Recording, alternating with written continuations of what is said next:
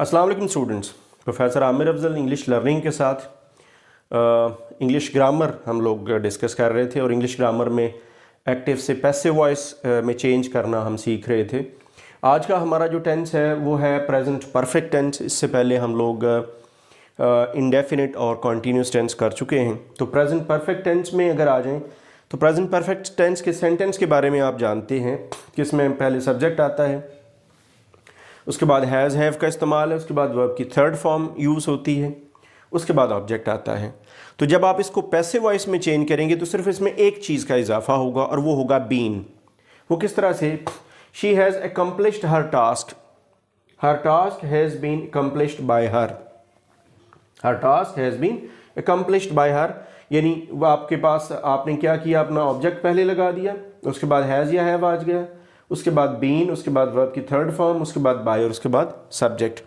सिर्फ एक चीज़ इसमें समझने वाली है, वो ये कि आपका जो हैज़ और हैव ये कहाँ आएगा। ये हमने परफेक्ट टेंस में भी पढ़ा था, सेम फार्मूला यहाँ अप्लाई होगा। ही, शी, इट यानी थर्ड पर्सन सिंगुलर जितने भी हैं उनके साथ हैज़ आ जाएगा।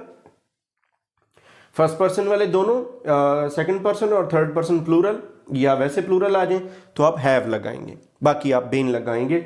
यानी ये हैज़ और हैव का इस्तेमाल इनके साथ हो जाएगा, इनके बाद बीन आ जाएगा, उसके बाद वर्ब की थर्ड फॉर्म, उसके बाद बाय और उसके बाद सब्जेक्ट। ये आपका हो गया अफर्मेटिव सेंटेंस।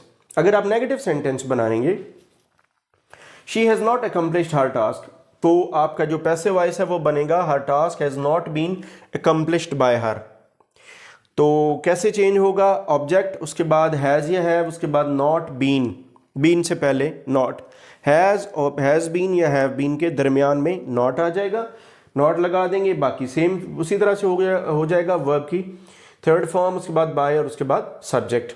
इसी तरह अगर आप इंटेरोगेटिव सेंटेंस बनाएंगे सवालिया फिक्रा, तो उसमें क्योंकि आपका हेल्पिंग वर्ब स्टार्ट में आ जाता है has she accomplished her task, तो ये चेंज हो जाएगा has her task been accomplished by her. तो इसमें क्या होगा? इसमें हम हैज़ हैव स्टार्ट में आ जाएगा, उसके बाद ऑब्जेक्ट, ऑब्जेक्ट के बाद बीन, बीन ऑब्जेक्ट के बाद आ जाएगा, हैज़ हैव स्टार्ट में, वर्ब की थर्ड फॉर्म, उसके बाद बाय और उसके बाद सब्जेक्ट आ जाएगा। तो ये इस तरह से आपका इंटेरोगेटिव सेंटेंस जो है उसको एक्टिव वॉइस से हम पैसिव वॉइस में चेंज कर सकेंगे।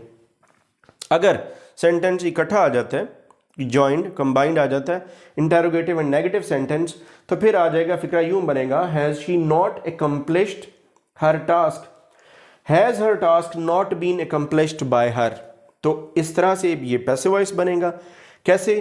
फार्मूला क्या होगा? वही आपका हैज़ हैव स्टार्ट में आ जाएगा, ऑब्जेक्ट, उसके बाद नॉट, नॉट आएगा ऑब्जेक्ट के बाद, उसके बाद बीन, बीन से पहले नॉट, उसके बाद वर्ब की थर्ड फॉर्म, उसके बाद बाय और उसके बाद सब्जेक्ट आ जाएगा। यानी इसमें और उसमें फ़र्क ये है कि नेगेटिव और इंटेरोगेटिव में, इंटेरोगेटिव नेगेटिव में कि वहाँ हैज़ नॉट बीन और यहाँ आपका जो है वो नॉट बीन बाद में आ जाएगा, हैज़ हैव स्टार्ट में आ जाएगा। तो ये आपके पास आ जाएगा। इस तरह से आप प्रेजेंट परफेक्ट टेंस का पैसिव वॉइस बनाएंगे। और अगर आप गौर करें तो आपको इसमें एक्टिव में और पैसिव में सिर्फ एक ही फ़र्क नज़र आएगा, एक ही एडिशनल चीज़ होगी, वो होगी बीन। बाकी तकरीबन हैज़ हैव का इस्तेमाल ऑलरेडी इसमें हो चुका होगा। तो ये है आपका एक ब्रीफ सा फार्मूला। एक्सरसाइजेज करके आप इसको और परफेक्शन ला सकते हैं इस टेंस में। नेक्स्ट लेक्चर में या नेक्स्ट वीडियो में इंशाल्लाह हम लोग पास्ट परफेक्ट टेंस उसको पैसिव वॉइस में चेंज करना सीखेंगे। इस वीडियो में सिर्फ इतना ही। Thanks for watching.